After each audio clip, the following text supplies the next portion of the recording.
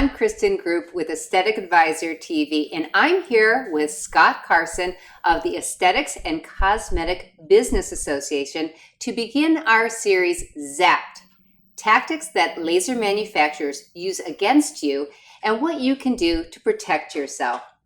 Scott, I've heard you tell stories of sales rep that after selling a doctor a laser system then becomes enemies with that doctor. How does this happen? This is crazy. All of these things that we write about and talk about at the ACBA, all the things that we're passionate about as a group of clinicians that are out there to help change the industry, have really all come from the industry. And this one was really spearheaded by a clinician in Pennsylvania, a well-known derm, been in practice for 30 years, a highly respected luminary. And when we were talking about some of the critical issues, he probably said, there's this one thing that just makes me crazy. Is I go buy these devices for $50, $80, $100, $200,000. And because I have a large practice and I have 20, 30 laser systems, I'm always trying to get the latest cutting edge technology. And then I go to sell them and I find out that these guys are selling against me. So what they'll do is I'm out there trying to sell my device for a fair price. And I find out they're saying there's recertification fees. We won't sell you parts. We won't sell you or we won't support it, or we won't provide you training, or the FDA is going to frown on it, or if your patients found out that you bought a used system. They're telling somebody that's considering buying this, and in many cases, they're thinking of buying it from the doctor. And the doctor's thinking to himself, wait a sec, I just paid this rep $80,000 or this company $80,000. I'm moving on to a different technology, or I want to upgrade or downgrade or whatever I want to do. And now what I'm finding out is the same person I bought it from, the same company, is fighting against me to sell their own device and using all these horrible tactics. And it just is disgusting. So this is really coming from the group. I don't have personal experience with it, but it's something that they're very passionate about, and they want to see this change. So really, it's all of these things that we talk about that then are used against the clinician to keep their device from being sold in the secondary market, directly from clinician to clinician. Well, I know that I've had some of my own friends want to buy a machine from the secondary market, and the stories that they told have gone along with the same ones that you're telling, that they're almost bullied by their rep, which when they sold them the equipment, they were so nice and so sweet and so appreciative, and now they want to sell this same equipment, and they're feeling almost threatened by their rep that they won't be able to get any type of service or allow any type of service on this machine. Chris, interesting that you bring that up. In the last couple of days, I got a letter that's really remarkable. And it didn't actually come to me. It came to all of the resellers that had a major manufacturer's device listed on their websites as something for sale. So every reseller in the country that had this manufacturer's device, any one of their devices on their website, got this letter. And I'm going to read the reference, what the letter is about. Illegal use of this manufacturer's name, trademark materials, trademark counterfeiting, infringement, and illegal sale of remanufactured lasers. We've had our lawyers look at this, and this is frankly nothing more than bullying, and it's nothing more than a shakedown. This goes on to talk about how the manufacturer, if a reseller resells a device, and we assume that this would apply to a clinician as well, because we've seen the same tactics as we've talked about as the sales rep becomes your enemy from the manufacturer. We assume these tactics will then apply to you.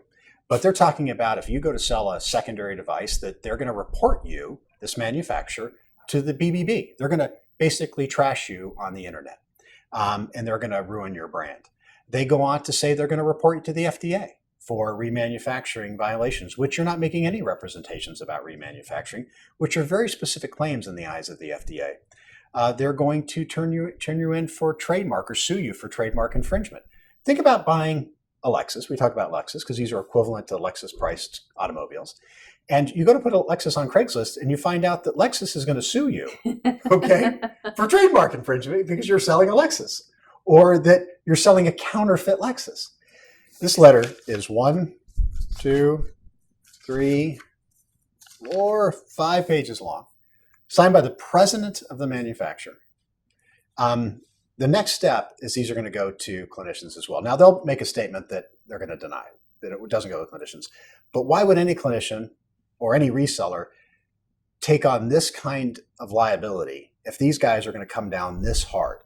I actually think this is the death of the manufacturer. I think this manufacturer is going to be out of business because any sales rep that is competing with this manufacturer with this letter in their hand is going to be able to convince the clinician not to buy this particular product. Because why would you? You can't resell it. You can't, like you could a boat, you can't sell it through a reseller. You probably can't sell it on your own. You run the risk of being sued, being turned in, being trashed on the internet. Just horrible things happen to you if you buy and sell this product. Well, what I find interesting is when you buy a Lexus or if you bought, a BMW or a Mercedes, one of the benefits of buying the machine or buying the car when you go into buying the car is the resale value. And Lexus talks about their resale value. So when you go to sell this device or this car, that you're going to get this amount of money out of it. It's going to hold its value a lot better than some other car manufacturers. So I don't understand with lasers, why wouldn't you want it to hold its value? Because it makes it more valuable. And the manufacturer, this laser manufacturer, makes a good device. I've used their device. It's a great device. So it really blows my mind that they're taking away any type of resale value that they would have, and instead of embracing it. This letter is on the ACBA website. You can see it. And we believe that there's more letters like this to come from other manufacturers. And this is, again, why we formed the ACBA, was to create a collective voice to challenge some of these actions. It doesn't make any logical sense. And why they do it is because it's predatory. These are bad behaviors that no one's holding them accountable. No one's watching them. No one's saying you can't do it. And this is what this organization is all about, to finally say, you know what, you can't do this.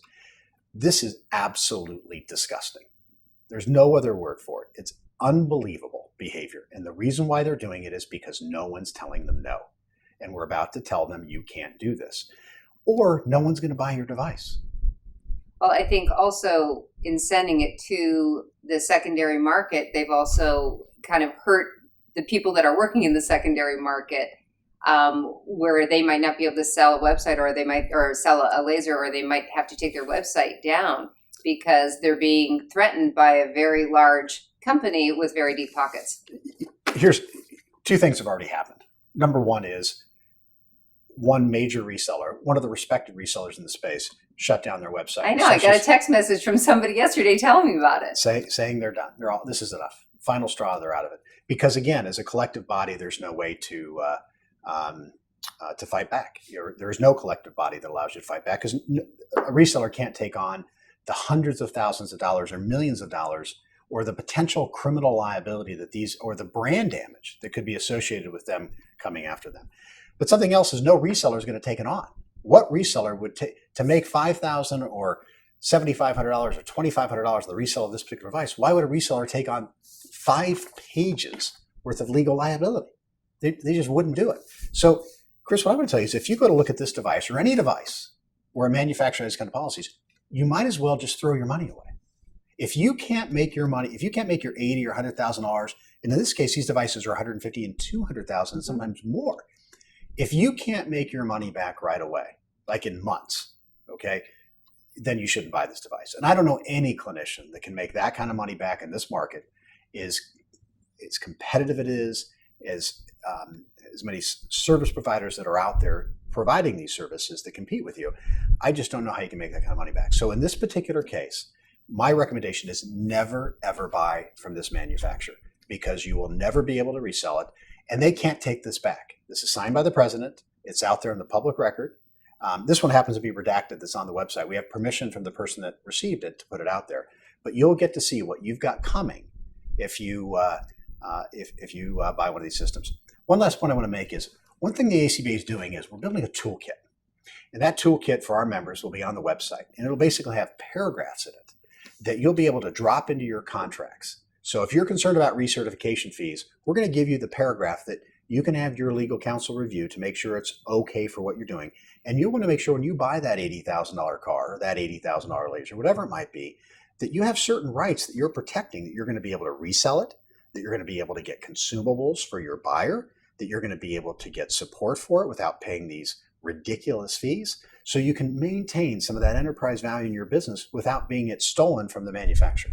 That is such great information. And we spent some time discussing one tactic that laser manufacturers, and this is a big tactic that laser manufacturers use against you, and what you can do to help protect yourself. I'd like to thank Scott Carson of the ACBA for his dedication to help clean up and change the laser industry.